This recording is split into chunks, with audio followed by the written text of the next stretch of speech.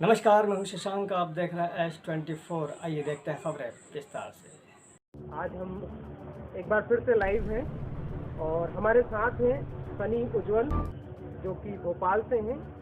बीते समय में आपने देखा होगा खुलकर बोलने के लिए और लगातार SC, ST, OBC के पक्ष में उनकी पीड़ा को शासन प्रशासन तक, जिम्मेदारों तक पहुंचाने वाले सनी उज्जवल आज हमारे साथ में लाइव हैं।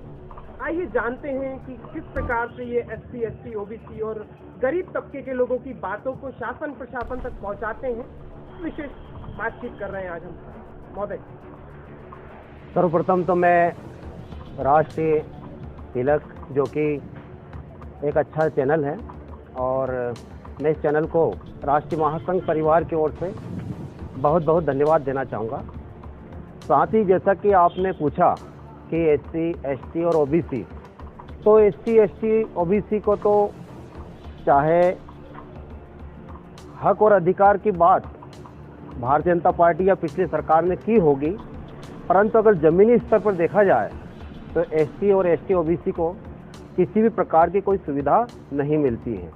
उसका कारण यह है कि मैं आपको शॉर्ट में बताना चाहता हूँ, हमारे भारत देश के अंदर SC, ST, OBC में खास करके SC और ST को आरक्षण तो मिला है, परंतु इस आरक्षण में भारतीय जनता पार्टी और कांग्रेस पार्टी इन्होंने अपने पिट्ठू बिठाए रखे हैं।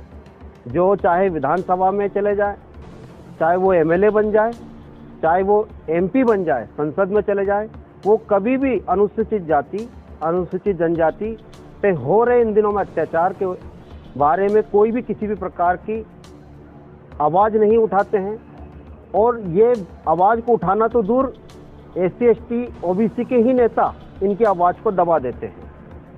सनी उज्जवल जी, एक खास सवाल मेरा आपसे है। आप लगातार मसीह समाज का भी एक नेतृत्व करते हैं।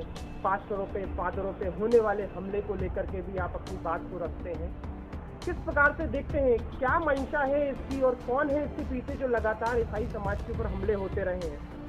देखिए, जैसा कि आप और हम सब लोग जानते हैं कि भारत देश को आज़ाद हुए 70 साल हुए हैं, और 70 साल में हिंदू, मुस्लिम, सिख और ईसाई के बीच में एक प्रेम था, भाईचारा था। परंतु हमने जब देखा है कि कांग्रेस की सरकार में भी ऐसा कभी नहीं हुआ था कि रोमन कैथोलिक स्कूलों के ऊपर बजरंग दल, RSS के लोग जाएं और 70 मारें। कभी ऐसा नहीं हुआ था कि किसी पास्टर के ऊपर 3/5 इनलीगल धारा लगा के धर्मांतरण की उनको जेल पहुंचा दिया जाए।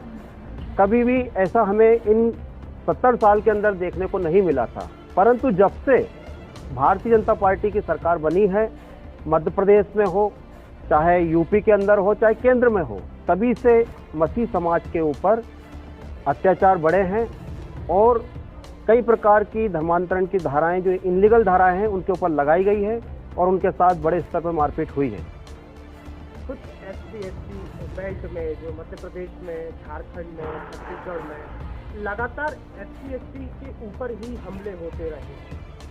किस प्रकार से देखते हैं? जी, बिल्कुल बिल्कुल। देखिए, दरअसल क्या है कि जो SC और ST आदिवासी जो हमारे भाई बहन हैं, वो कई सालों से ग्रामीण क्षेत्र में और जंगलों के अंदर निवास करते हैं और वो मुख्य धाराओं से जुड़े नहीं हैं, मुख्य धाराओं से दूर हैं। जैसे कि शिक्षा, संवैधानिक अधिकारों से दूर हैं, उन्हें संवैधानिक अधिकार पता नहीं है।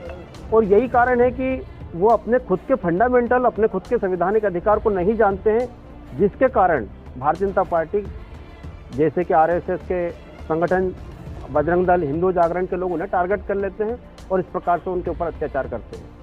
सनी जी, एक महत्वपूर्ण सवाल, क्या ऐसा प्रतीत हो रहा है कि जब से BJP सरकार में आई है, मसीह समाज खतरे में है? बिल्कुल है, बिल्कुल है। मसीह समाज माइनॉरिटी तो बिल्कुल खतरे में है, क्योंकि जब खुल के अगर आप हिजाब के खिलाफ बोल रहे हैं, किसी की धार्मिक भावनाओं को आहत पहुंचा रहे हैं, आप खुल के चर्च के ऊपर हमले कर रहे हैं। घर में हमने इन दिनों में तकरीबन 70 पास्टर्स को थाने से ही हमने छुड़वाए हैं, जो ईसाई समाज के पादरी होते हैं, और कम से कम 22-23 लोगों को जेल से छुड़वाया है। और जब हमने देखा तो उनके ऊपर कोई धारा नहीं थी, सिर्फ एक झूठी धारा थी, वो अपने घर में आराधना प्रार्थना कर रहे थे और उन्हें जेल में डाल दिया। तो बिल्कुल निश्चित माइनॉरिटी खतरे में है, खास करके भारतीय जनता पार्टी की सरकार में। वर्तमान में धर्मांतरण विधेयक लाया गया, धर्मांतरण को लेके लगातार टारगेट किया जा रहा है, किस प्रकार से देखते हैं? देखिए, कुछ भी नहीं है, मेरा मानना तो ऐसा है कि एक राजनीतिक मुद्दा बनाया जा रहा है जो कि ठीक नहीं है और इस प्रकार से भारतीय जनता पार्टी को नहीं करना चाहिए। भारत में सभी धर्म जाति के लोग रहते हैं, है ना, तो सभी को भाईचारे के साथ में रहना चाहिए। कोई किसी का धर्म परिवर्तन नहीं कर सकता। आप मुझे अगर 1 करोड़ रुपए देंगे तो भी मैं अपना धर्म परिवर्तन नहीं कर सकता, और अगर कोई कर भी रहा है तो वो उसका अपना संवैधानिक अधिकार है।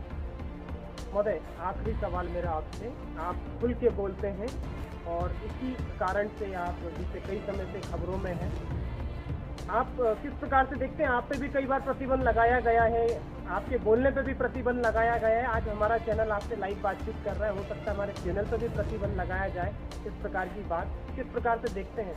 हाँ, बिल्कुल बिल्कुल, मेरे ऊपर पिछले दिनों में कई प्रतिबंध लगे हैं और कम से कम 15-16 FIR भी हुई है, मुझे मालूम है, और जान से मारने की धमकियां भी आई थी। परंतु मुझे किसी भी प्रकार का कोई डर नहीं है, क्योंकि मैं जानता हूं कि अगर मैं नहीं बोलूंगा तो मेरा समाज या मेरे लोग खतरे में रहेंगे। इसलिए मैं अपने समाज को और भारत में शांति प्रक्रिया कैसे बनी रहे, उसके लिए मुझे मजबूरन चैनल के माध्यम से, आप जैसे प्रबुद्ध लोगों के माध्यम से मुझे अपनी बात को रखना पड़ता है। बहुत बहुत धन्यवाद मीडिया से चर्चा करने के लिए। एक बार पुनः परिचय आपका? मेरा नाम सन्नी उज्ज्वल है और मैं राष्ट्रीय महासंघ का राष्ट्रीय अध्यक्ष हूँ।